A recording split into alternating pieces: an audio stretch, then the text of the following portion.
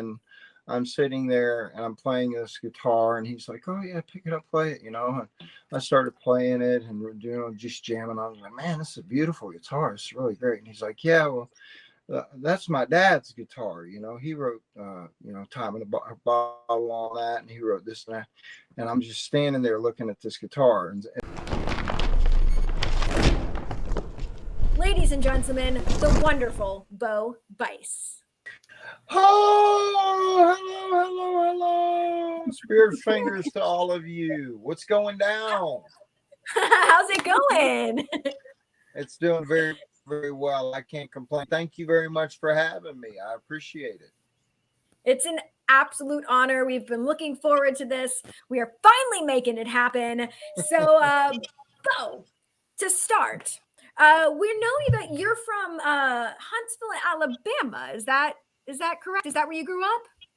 That's right. Well, if I grew up all over, because I traveled a lot. Huntsville's a military community, and so Gate 13 right there on the Arsenal, that little community there in Sandhurst Park really raised me. That whole little gate of at every gate, it's like they would have a spot, a little housing spot. And I started at 3 years old. I used to sing Charlie Daniels' Long-Haired Country Boy, and I would ask for a quarter for it. And as I would sing a little bit, and I would go make my rounds around this little community because everybody worked together there at the Arsenal. And then my granddad comes home one day and he says, "Bogart, singing that Long-Haired Country Boy." And I said, "Give me $1." And he said, "I left this morning. It was a quarter. What you mean?" I said, "Well, I walked up the road and Dolores gave me $1 to sing it. And I reckon now that's about what it's worth." So, the music went from jingling to the money started folding, and now they start writing checks. And so now as long as the checks don't bounce, I'm good. Exactly. You've known your worth since you were a little baby Bo. And a little baby Bo from Huntsville. Huntsville raised me a lot, but then I was lucky to get to travel all around the world. But Huntsville is my home, and you're actually one of the few people that got that right. I want you to know that, Kid Cadet, because most people, because when I came off the show, they think of Helena, which is also one of my hometowns. I had a home there, but a lot of people, because they associate that. So you really did your homework. I'm quite impressed. Thank you, Danica. High five. Let's see. Can we get the high five? Boop. Okay, there it is. So, Bo, what was the music scene like in Huntsville growing up? What was there a music scene? Or is it just you getting quarters? Right. Yeah, making a couple of quarters here and there, Well, when I left Huntsville, we moved over to Atlanta for a while, and through my dad's job, we ended up over in London, England. And when we got over to London, England, everything kind of changed. That was when I started my first band. And my first band was called Spinning Jenny. And I was the youngest one. I was like 15 years old. And so over there in England, that was during the hair metal time. It was like, so bands like Warrant and, obviously still Motley Crue and, Skid Row and things like that. Those were huge. One of my favorite bands was Badlands with Jake E. Lee and Greg Shashan, Jeff Martin, and Ray Gillen, who I stole a lot of licks from, and that was also what would end up being one of the songs I did, the a cappella song. That was from Badlands. But so I grew up there. That was where I started my first band, and believe it or not, I was 15 and everybody else was like in their 20s and early 30s. So it was really cool because we would make over there pounds, not dollars. Sure. And so we would go drink most of our money away because over there you could drink at 15 years old. And so I just really cut my teeth over there learning how to pretend to be a rock star, right? And when I got back to Huntsville, literally the first thing that I did was I went to the DMV because I was old enough to drive. and there sat a guy who was a bass player for a band, and they were looking for a singer. And so I had been home for like 3 weeks, and I went to the DMV, and um, yeah, that was how the first band that I started after I got back from the States in Huntsville. The name of that band was called Purge, and we ended up doing very well and doing our first CD up in Nashville. Ironically, something that's very funny about that day.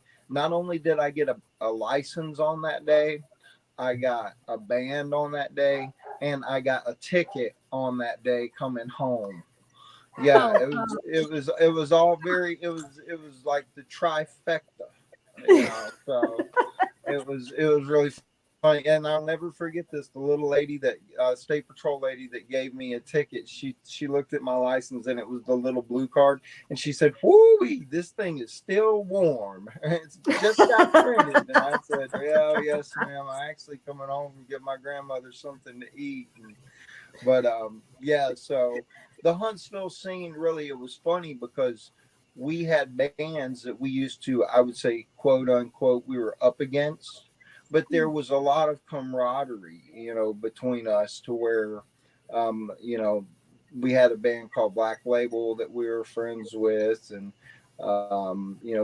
different bands around there, and there's different people like Brother Kane that come up. They came out of Huntsville, a lot of them, and Jesse James Dupree, and a lot of those guys used to come out through Huntsville. So a lot of I guess heritage to help keep up with. But my main really pursuit was in Muscle Shoals. When I moved to Muscle Shoals, that was when the songwriting and the other stuff really cohesively joined. Fair. Well, you already answered my next question about, your time abroad kind of changing how things happen for you. But one of the other big questions that we have for you about your time abroad is, what foods do you miss? Do you miss things like black pudding? Because I know I would. No. No, okay. No. You know what? There's several things I miss about the UK. Let me fix my posture. My mother would be so disappointed in my bad posture.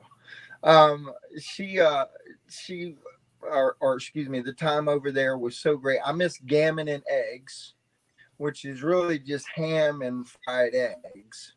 And then I missed, because we used to be able to drink beer with that. I don't get to drink anymore. I'm allergic. I break out. Yeah, I found out I was allergic to drinking. I break out in a rash. So, that's rough. Yeah, it's normally a rash of bad behavior, misdemeanors. That's one heck of a rash. Aggravating people. So I try to stay away from it. I hear you. But I used to love to drink a pint and eat some gammon and eggs. That was my favorite thing to do over there. Gammon and eggs. Go listen to music. I saw great bands over there. I mean, I saw Def Leppard over there. I saw Badlands over there. I saw, I believe we saw Motley Crue over there. So there was all kinds of great music and just really great people that I enjoyed my personal time abroad and just ate it up, Yeah, that's great. Okay, so what, Aiden and eggs? Aiden eggs? What was it called? Gammon. Gammon and eggs. Okay, I'm gonna have to cut that out. Now, Bo, how do we feel about, this is controversial, Marmite? Oh man, I'm not a Marmite person myself. Now I have to say that the Marmite, the Vegemite, the things like that, I'm not big on it. But when we were touring over in Australia, we did a couple of tours. I had to eat a Vegemite sandwich just because of the song "Man Down Under," and they had me a Vegemite sandwich. I had to do that just because of the Australian stuff, and it still tasted the exact same as when I was young. It was quite awful. Yeah. Yeah, more for them. You know what I mean? Like, y'all Australians, go for it. Yeah, it's an acquired taste. It is. Maybe if we were raised on it, we would be having a different discussion, but not for us. But so kind of to pivot back a little bit, and you were talking about being a young baby Bo and performing. Was there like a specific moment in that you remember when you're like, you know what, this is what I'm gonna do forever? Was there a moment that clicked for you? I think when it really clicked for me was when I was 9, and I won a talent contest at school, and I sang God Bless the USA. I think that was probably, somewhere between 9 or so. And I got to move on to the finals, which were at the Civic Center there in Georgia. And so that was pretty big for me, to do that, to get to experience that was huge. But it didn't dawn on me, hey, this is what I would do for the rest of my life. I just thought, hey, that's pretty cool. And then, but again, when it started, I was kind of known as one of the guys. There was a friend of mine named Matt Leo when I grew up overseas. I was kind of known as the guy that carried a guitar everywhere. So I would say it really dawned on me when I hit London, England. That was when it was like, yeah, this is what I'm going to do. And I started following other musicians around and saying, hey man, can I kind of steal some of your licks on guitar? Can I watch you? A lot of the older guys. And so if it wasn't for people like Matt Leo, who put up with me kind of hanging out, looking over their shoulders, and teaching me stuff. Hey, how do you do these chords? How do you read tablature? I really wouldn't have been able to do what I do. So I have to give a lot of credit to people that were patient enough to help me. And so that started in probably high school, is when I said, this is what I'm going to do. And I was in, when we moved overseas, I went to a military base. Okay. My brother went to a community school, and pretty much what that means is I didn't have the smarts to get into the private school. So they sent me over here to the military base. And I remember that one of my teachers, and by the way, I still keep up with this teacher, Mr. Reynolds. I love him to death. I just saw him when I toured in Seattle and Portland. Aww. And that was just a few months ago. He told my parents, he said, look, Bo is probably not going to be a rocket scientist, which ironically, that's what my grandfather was.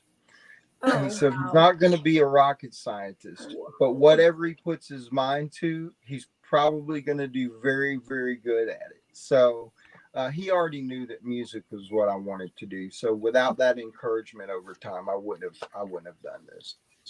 Well, you may not be a rocket scientist, but you certainly rock it. So well, thank you. See, I finally came to fruition. It came full circle. Yes. There it is. There's the moment. Well, here's a question that we like to ask all musicians. So obviously music can severely affect people's moods. So what is a song that when you listen to it can turn your whole day around, just instantly make you feel better? It sounds a little bit crazy. It's Harry Nilsson's coconut song. Lime in the coconut, put the lime in the coconut. So if I hear the coconuts, it always reminds me of my Uncle David.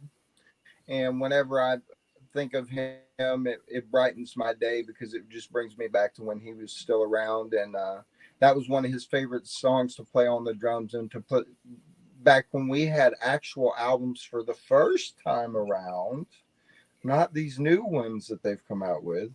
I'll never forget that. I used to change and skip some of the album tracks around, and I'll never forget that, hearing that vinyl and watching him play that. So yeah, some Harry Nilsson, that's probably what it is. I don't think that's crazy at all. That sounds very, very normal people type of. Yeah. I love Harry Nilsson. what is he? I think he also sings what One Is the Loneliest Number. He does a version of, and he's can't live if living is without. He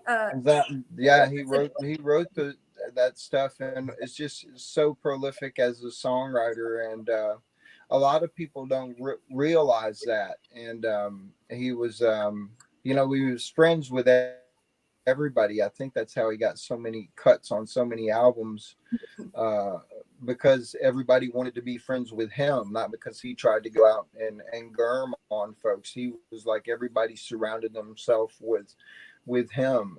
It's kind of like J.J. Cale and John Prine and J.D. Souther and people like that, who people flocked to them. Jackson Browne was one of those people that, Jackson Browne was a songwriter before he wrote songs for other people, before he wrote for Jackson Browne, and people, oh, that's great. But that's one of my favorite artists too. So I think those kind of artists, they're so prolific that they stand the test of time. They really do.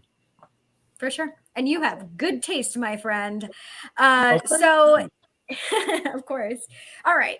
So we would be remiss if we didn't at least ask a question or two about American Idol. So Danica and I will each ask one.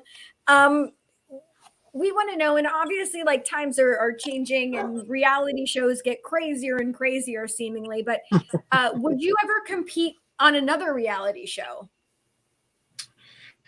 If I had the opportunity, I think just knowing what I know about the backside of the business, well, I don't say, the backside, the back end, either way you look at it, it's going to call the back end of it. You know what I mean? And sometimes that's what you deal with in the business. Is the tail. Amen. And so I would not be afraid to go and do that, because now that I'm more versed in understanding how things are supposed to go in reality television, I think I would be a better contestant. Whereas before, I didn't really know we were in a contest. I was just trying to do the best at what I do. I didn't think about wardrobe. I didn't think about these things. So when we started to do things like wardrobe, it wasn't something that I really put a big thought in. I more like took some of the cash and I went down there to Wasteland that was downtown. That's like where all the rock stars put. It's like the rock stars Goodwill, in LA. So you could really get some hip stuff for about $250, $300, and it made you look like a rock star, And so things like that, I think I would be more understanding of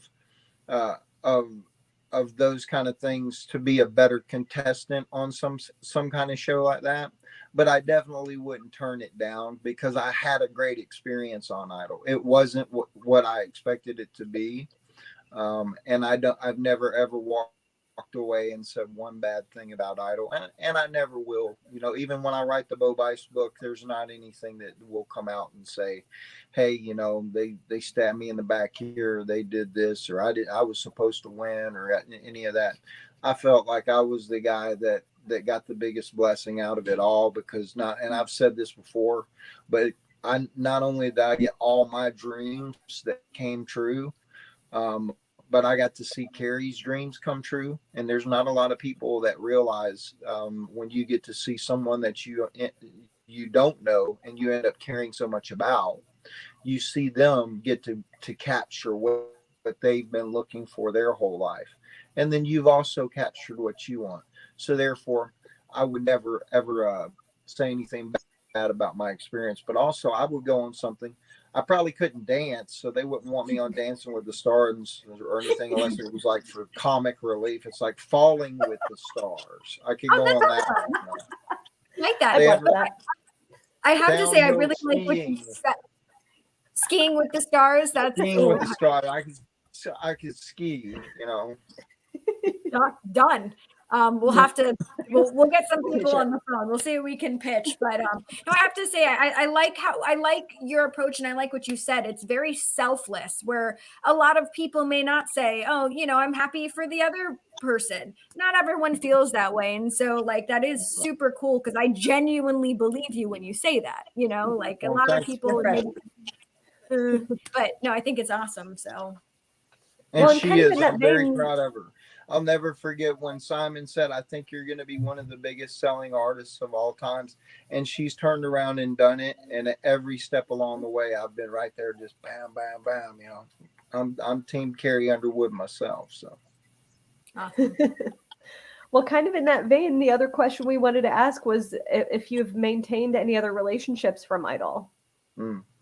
You know what? It's ironically, I just did the World Games a few weeks back. Yeah, did the opening and closing ceremony. See, you got one too. You don't have to apologize. Yeah, I got two of them. See, mine's just in here doing the same thing, and it's because the kids are in the back swimming in a pool.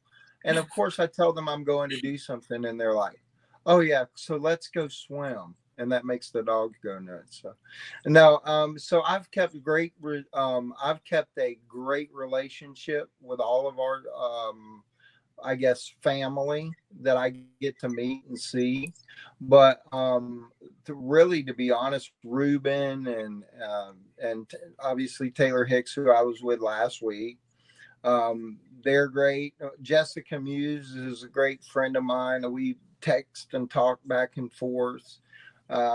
There's a whole bunch of idols that I run into and get to see. We do different shows together where, we all get to kind of commingle and at different events. And so I do. I enjoy getting to see people. But I can tell you, probably one of my closest friends there is Ruben Studdard, just because him and my son and the family and we've always been very close knit. And so we consider Ruben like family. He's just a sweetheart of a man. We love him very much. He's awesome. So I would imagine that. Yeah. Teddy bear. Okay, we just saw him do. I'm sorry to interrupt. He did Luther Vandross, a night with Ruben doing Luther Vandross, and I'll tell you, I was so impressed by him because he didn't come out and try to be Ruben. He really came out and put his heart and soul into it, and you would have thought Luther Vandross was up there that night, and he turned that whole place. I mean, I'm getting chills just talking about it, literally. But sorry to go on and on about Ruben, but I just love it. I love him so much, and that was like just a blast of a show to get to go see. I was like front row, the kids, and my youngest boy's Woobin. That's what he used to call him. So he still calls him Woobin sometimes. Woobin. I love that. So my mom is actually asking in the comments, how was Simon? Oh, Simon was great. You know what? I didn't really have any issues because of the fact that, I just took everyone's thoughts as constructive criticism every time that they would give me something. So the positive, if it was positive, I didn't really let it build me up. And the negative, if it was negative, I didn't really take it all too bad. I took it as, well, hey, let's work on that, because I got some good comments from Simon, but the majority of the time it wasn't always from Simon. Well, I mean, I think the thing that a lot of people forget is like you could literally sing like you've never sang in your entire life, and it's a reality show, right? Like you still need those negative comments in order to push it. So that's just the way that it is, but that's how it goes. But okay. So I'm going to ask one more question, and then we're going to go to the game that we have for you, Bo. So awesome. I'm asking because I know you posted about it a couple of days ago, but you had the opportunity to work with the wonderful Carlos Santana. So we wanted to ask about your time working with Carlos. Yeah. Well, first of all, just having that opportunity was amazing to work on his album, All I Am. Um, and I did a song called Brown Skin Girl. And so it was pretty amazing getting to be in the level or caliber of people that were on that particular album when he does these compilation albums of his songs, of just really great songs. It's so great to be able to just have a small piece of that. Now what was funny is, I'll tell you a little story, and it makes me feel like an idiot, but I've told it before. So we recorded this song with Carlos, and I was at Clive's 80th birthday party, and who do I run into in the bathroom? Carlos Santana. Right. Well, so I start kind of goobing out. Luckily, it's not like trying to shake his hand. Hey, man, I love you. I didn't give him a hug or anything. But I was washing my hands, kind of standing there, and it's like, man, I appreciate you so much. You just don't even know. It really is, times like that. I'll never, that's one thing. It really is, Danica and Kid, it really is. It's like, they're either one. Yeah. if you can hang a picture on the wall, you enjoy that picture for the rest of your life, right? There's so many pictures and paintings in my head that I've had, that I've enjoyed and had that opportunity, and that's just one of the big ones. Was the opportunity that Clive Davis and the team at Sony Music provided for me, and Clive provided that Santana moment, so it was very special. It sounds like you have a gallery or an art museum in your head, not just pictures. Right. I've killed a few brain cells here and there, but yeah, I still got a fairly good, fairly good lock on things. Understandable. Well, okay, Bo, we have a game for you. This is a game of Would You Rather. There is no wrong answers. Okay. Whatever you pick as the answer is correct. And if you want to explain to us why you pick something, that's great. And if not, that's totally fine too. So, Danica, how's your dogs? Are they still barking? Carrie's whining about the fact that it's thunder and rain outside, but I think she'll live. You're right. Fine, Danica. Let me tell you something. You're fine, because if my dog barks in the background, she's going to be in there. So trust me, I would much rather this be natural. And if there's a dog that barks, it doesn't bother me, because you're probably going to hear mine, sweetheart. I'd rather hear your lovely voice. See? Well, thank you. Oh, there you go. There it is. Chiming in. Just want to be part of the conversation. That's right. Read the first one. All right, sure. Let's do it. So, here we go. Would you rather perform with the first band you saw live, or perform with the first musician whose album you bought? It's definitely going to be the first musician whose album that I bought. That would be Jim Croce. When I bought his album at a yard sale, and I was very young, and I can tell you, actually, if you don't mind, hold on one moment, not to be a dork, but yes, boy, please be a dork. Yes, please. Be a dork. And if y'all need to cut me off, you can, or if y'all want to go a little bit longer, you can. Don't worry about that. No. We're on your time. This is actually a Jim Croce model guitar that Martin Guitars gave me. That is this is the anniversary model. It's okay. And so yeah, this was something that I love and I cherish. So you talk about those little things that I hang on the wall. This is hanging here in the and I always keep it very close to me. So but if I could ever have had the opportunity to perform with Jim, I would have. But I'll tell you a quick story, and I'll try to make it short. again, if y'all need to cut me off, that's cool. But Nope. if y'all We're want on to your time. longer, that's very good.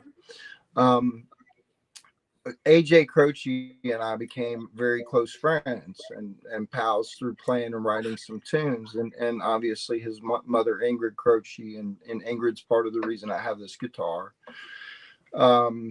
Because I was given the 30th anniversary Jim Croce Award. And AJ and I started writing, and he comes over one time to write, and I'm sitting there and I'm playing this guitar, and he's like, "Oh yeah, pick it up, play it," you know. And I started playing it, and we're doing just jamming. I was like, "Man, this is a beautiful guitar. It's really great." And he's like, "Yeah, well, that's my dad's guitar. You know, he wrote, Time in a Bottle, all that, and he wrote this and that." And I'm just standing there looking at this guitar, and it's like that's the closest that I'll ever come to have performed with Jim. And I remember telling one of my close friends that story, and I'll say AJ never will know how much that meant to me for that moment to happen. And my friend said, "No, I think he knew very, very much how much that meant to you." So Man, it's so those kind of things. Again, you talk about the gallery. That's the gallery in my head, and if I could that's the reason why that would be a choice of mine. so Jim Croce is my number one artist of all time. Really? Yep, followed slightly by Alice Cooper, but Jim Croce's music, and my dad and I, we actually had the opportunity to audition for America's Got Talent together, and we did a Jim Croce song. So yeah, it was I love him. He gone too soon, but he's a legend. Yeah. Can I ask you this? Have you ever met Alice Cooper or had the chance to interview him? I've interviewed Alice about 5 or 6 times. Yes. Is he not the coolest guy in the world? I did a show with him at the end of last year. Hold on, I have to show you my tattoos. Let me see if I can show that on my knees. I got the Alice name and his eyeballs on my legs. I don't know if you can see them. Yes, you are so friggin' awesome. Heather, that is awesome. You know, the first time I met him, you talk about, because I really try not to goob out when I meet people. It was in the elevator, and we were staying at the same hotel, and he was dressed up to go golfing. And I just kind of hugged the wall, and I was like, "Don't goob out. Just don't goob out. Just don't goob out." And I finally just turned to him and I said, "I don't know what I call you, Alice, Mr. Cooper." It's just like, "Man, you are so," it's like, "We're not worthy." I had my Wayne's World moment, you know? Yeah. But then after meeting him so many times, and can I tell you this? That was back in 2005. And then when I was just with him at the end of this year, he was even nicer and more. He's just something. He's like a fine wine. He keeps getting better and better and greater and nicer. And I mean, it's just people like that. They're my heroes. That's who I take notes from. Because you got to treat everyone wonderful in life, and just don't expect that back. Just because a lot of people, they're double-edged sword. It's like, hey, I'm gonna treat people like this, but I'm gonna get my feelings hurt if I don't get it back. And he's just one of those guys that oozes coolness and just really sweetheart. Sorry to go so long, but he is. No, are you kidding me? We could talk about this all day. Yes. Yes, I love Alice. All right, here's the next one. Let's bring up the next one. We have go back in time and have a conversation with Stevie Ray Vaughan, or would you rather go back in time and have a conversation with Ronnie Van Zant? You guys did too much homework on me. Man. Wow. This is probably one of the hardest questions I've ever been asked. I would have to. I'm gonna have to go with Ronnie because I know the guys in Skinner very, very well, and to have gotten to just stand next to him like I have the rest of the band would have been something so incredible. I equally respect Stevie Ray Vaughan and love him and love his music. But just because of the family relationship and dynamic, I would have to go with Ronnie Van Zant. Yeah. Fair answer. All right. Here's the next one. All right. Would you that was right. Okay. Would you rather be able to speak every language or be able to play every instrument? Definitely to play every instrument, because most people don't understand my redneck dialect anyway, everywhere I go. So it wouldn't matter how many languages I could speak. But to be able to play every instrument would be cool. And I have to throw a shout out. My son is one of those people that pretty much can. My oldest boy, Aiden, anything he picks up, he's like really starts to be the best at. And so I think you guys, the Bice that's going to make everybody make the name Bice famous is going to be my son a lot more than me. But he's one of those people that already strives to do exactly that. So I think that would be the reason why. It's just to be a better example for him. Very sweet. All right. Here's the next one, which you kind of answered. So we're going to skim through this one because we already know your answer. It was own a guitar that belonged to Dwayne Allman or own a guitar that belonged to Jim Croce. So kind of already answered that one, Bo. Well, so, you know what? Ironically, you would be surprised. Okay. You would be very surprised. Surprise me. I have a guitar that is already very special to be by that from that's a part of Jim. I think if I was going to own another guitar, it would be a Dwayne Allman guitar. It really would. I've been to Macon many times. I've been to the Big House, which I suggest anybody go to that's an Allman Brothers fan. And his room is still exactly like the day that he left it to go on that motorcycle ride to the store. And so as many of the guitars that I've seen down there, I've had the opportunity to get to hold one. And because Richard is just an amazing guy and runs an incredible museum down there. And I think that would be probably the one I would pick on this one. Okay. Good answer. That was a hard choice. Right. Dadgummit. You're making these hard for me. These are tough. All right. We got two more. Danica? All right. Would you rather only be able to wear 70s fashion or 80s fashion? That one is easy. I'm only wear 70s fashion. That's pretty much all I wear still today. You know, I'm a hippie. I have people even ask, "Are this the same pair of jeans?" It's like, no, I just tend to buy the same pair of looking jeans a lot because they're all bell bottoms. And that in spandex, I just really couldn't do the spandex. I just don't see me rocking that. You know, Poison was killer at it. You know, but not the Bo Bice look. No spandex for me.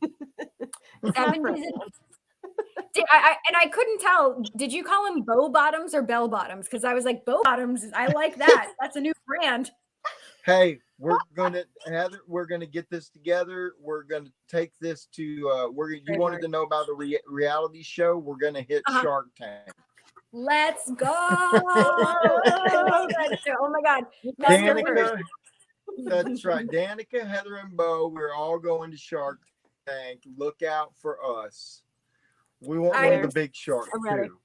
I am so there. I am ready. All right. I'm happy to we got one final one for you, Bo. This is the last one. Okay. This one's a little difficult. Would you rather perform a song while riding a roller coaster or perform a song while skydiving?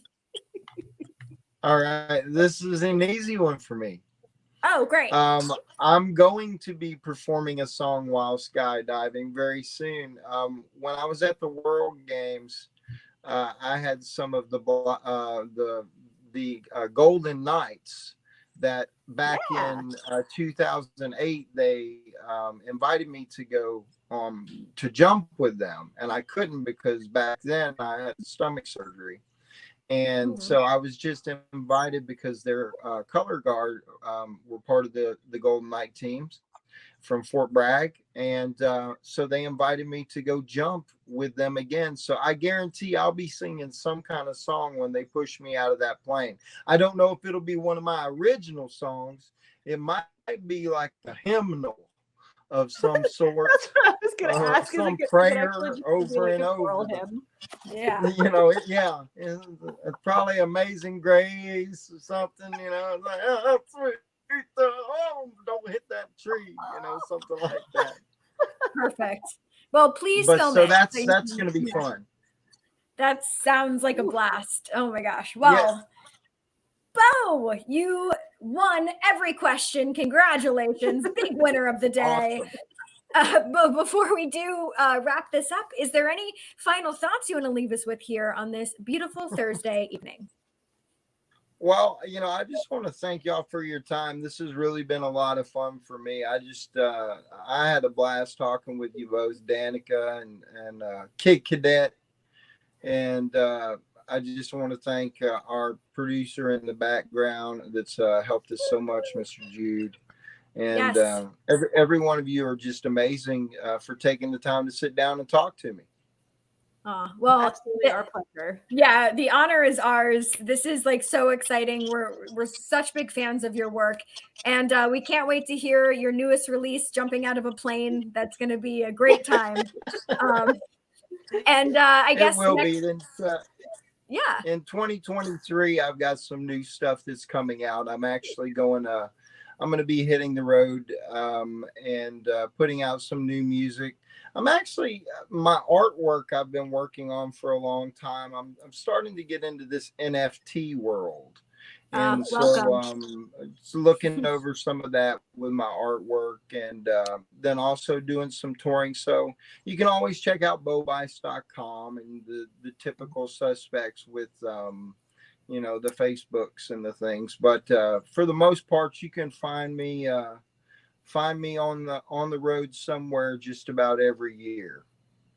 Awesome. Well, hopefully Danica and I can come out and see you one of these days. And then, you know, we obviously have to chat before we do our pitch for Shark Tank. There's a lot that goes into it. So we'll have to That's right. planning. We got to get those. We got to get those skids greased, man. I'm telling you, there's a wealth of money just waiting to be had. And we want it all. Come to us, money. But thank you. Bo Bottoms. You're welcome. Thank you so much. Hey, I'm going to tell you something. This has been one of the most fun interviews, and you really did your homework. I want to thank you so much because I enjoy talking with people that just really want to sit and like we were talking about before, just go off the cuff. That's what makes this stuff so fun. So I just want to thank you so much for the time you put in. Thank you. Thank you so much for that. That means so much. That means the world to us. It really, truly does. But before we let you go, Bill, we're going to go over our upcoming guests that we have coming up the rest of this month, going into next month. So next week, we have the original voice of Leonardo from the Ninja Turtles. That's Cam Clark. Next Thursday, we're welcoming John Tesh. We also have from the Fab Four, we have Ron and Artie. We also have Ming Chen from Comic Book Men. We have Liliac. We also have Townsend Coleman, Josh Serber, Michael Aio, Jason Marsden. We're keeping busy. We're keeping this thing going. But yeah, I guess, Bo, until we meet again, we'll see you real soon, hopefully. We'll see you on the flip side. Hey, don't ever be afraid to reach out. It's always good to talk to you. And you know what, Talkulture, y'all do a great job. Keep up the great work. Tell John Tesh Bo said hello. I will. I'll tell him that. As he tickles those ivories. No, y'all did a great job. Thank you for the time. Of course. All right, everybody. We'll see you guys real soon. Be safe, guys. Mwah! Bye-bye.